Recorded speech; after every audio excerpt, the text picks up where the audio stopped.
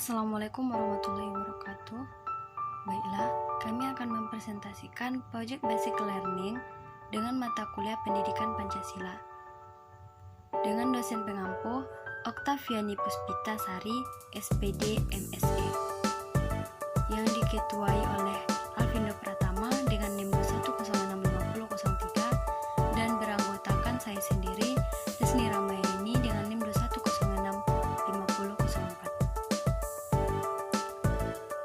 Pancasila sebagai paradigma pembangunan. Parakmida adalah pandangan mendasar dari para ilmuwan tentang apa yang menjadi pokok persoalan suatu cabang ilmu pengetahuan. Sesuatu dijadikan parakmida berarti sesuatu itu dijadikan sebagai karangan, acuan, tolak ukur, parameter arah, dan tujuan dari sebuah kegiatan Pancasila. Kegiatan Pancasila sebagai parakmida artinya nilai-nilai dasar Pancasila secara normatif menjadi dasar, kerangka acuan, dan tolak ukur segenap aspek pembangunan nasional yang dijalankan di Indonesia. Hal ini sebagai konsekuensi atas pengakuan dan penerimaan bangsa Indonesia atas Pancasila sebagai dasar negara Indonesia dan ideologi nasional. Pembangunan nasional sebagai upaya peningkatan manusia secara totalitas. Selanjutnya, Pancasila sebagai paradigma pembangunan ideologi. Ideologi adalah suatu kompleks ideal-ideal asasi tentang manusia dan dunia yang dijadikan pedoman dan cita-cita hidup Driyakarta 1976. Dalam pengertian ini, termuat juga pandangan tentang Tuhan, tentang manusia sesama, tentang hidup dan mati, tentang masyarakat, negara, dan sebagainya. Istilah manusia dan dunia mengandung arti bahwa manusia itu mempunyai tempat tertentu, mempunyai kedudukan tertentu, berarti mempunyai hubungan-hubungan relasi. Sebagai parakmida, Pancasila sebagai paradigma pembangun politik, ada perkembangan baru yang menarik berhubungan dengan dasar negara kita. Dengan kelima prinsipnya, Pancasila memang menjadi dasar yang cukup integratif bagi kelompok-kelompok politik yang cukup heterogen dalam sejarah Indonesia modern. Ignas Kleden 1988. Untuk mengatasi permasalahan di bidang politik, tidak ada jawaban lain kecuali bahwa kita harus mengembangkan sistem politik pendidikan Pancasila 143 yang benar-benar demokratis. Motar Bukhari 2021. Demokrasi merupakan upaya penting dalam mewujudkan civil society. Tanpa proses demokratis tidak akan tercipta civil society. Suatu masyarakat menjadi demokratis bukan berarti karena memiliki institusi tertentu seperti lembaga perwakilan dan adanya pemilu umum. Masyarakat menjadi demokratis kalau mewujudkan nilai-nilai inti demokratis, core demokratis, folus. Ada sedikitnya 4 nilai inti demokratis. Pertama, kedaulatan rakyat yang berarti masyarakat diatur oleh keputusan atau hukumnya ditentukan oleh masyarakat sendiri, baik langsung atau melalui perwakilan. Nilai demokratis kedua adalah partisipasi. Partisipasi politik berarti masyarakat sendiri yang menentukan dan mengendalikan keputusan politik yang mempengaruhi dirinya. Partisipasi politik perlu bagi mewujudkan kebebasan warga negara. Nilai ketiga dari demokratis adalah akuntabilitas. Dalam masyarakat demokratis harus ada mekanisme bagaimana pemerintahan atau pemegang kekuasaan dapat diawasi dan dikendalikan oleh rakyat. Nilai keempat dari demokrasi adalah komitmen dan persamaan equality. Warga masyarakat memiliki hak dan dama dalam memberikan kontribusi bagi pembagian keputusan.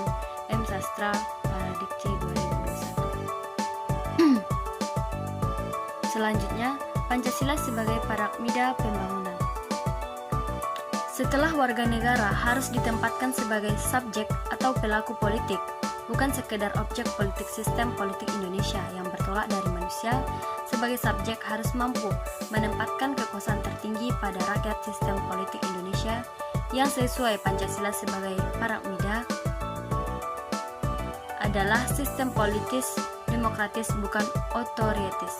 Berdasarkan hal ini, sistem politis Indonesia harus dikembangkan atas asas kerakyatan. Sila ke-4 Pancasila. Perilaku politik baik dari warga negara maupun penyelenggara negara dikembangkan atas dasar moral tersebut, sehingga menghasilkan perilaku politik yang santun dan bermoral. Selanjutnya, Pancasila sebagai paradigma pembangunan ekonomi. Sistem ekonomi harus mendasarkan pada dasar moralitas, ketuhanan dalam sila 1 Pancasila, dan kemanusiaan dalam sila 2 Pancasila. Sistem ekonomi yang berdasar Pancasila berbeda dengan sistem ekonomi liberal yang hanya menguntungkan individu tanpa perhatian pada manusia lain.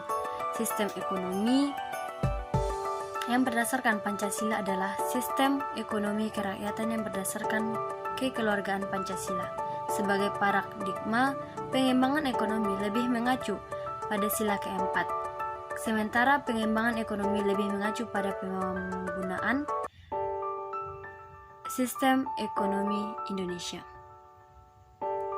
Selanjutnya akan diteruskan oleh Alvindo Pratama.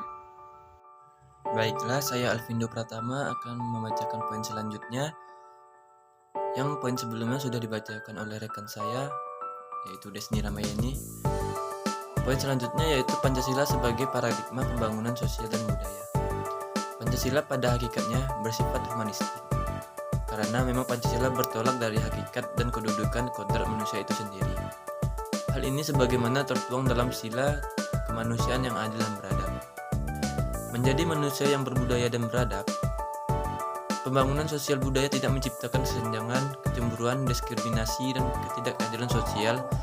Paradigma dalam pembangunan nasional berupa paradigma pembangunan berkelanjutan, yang dalam perencanaan dan pelaksanaannya perlu diselenggarakan dengan menghormati hak budaya komuniti-komuniti yang terlibat, di samping hak negara untuk mengatur kehidupan berbangsa dan hak asasi individu secara berimbang.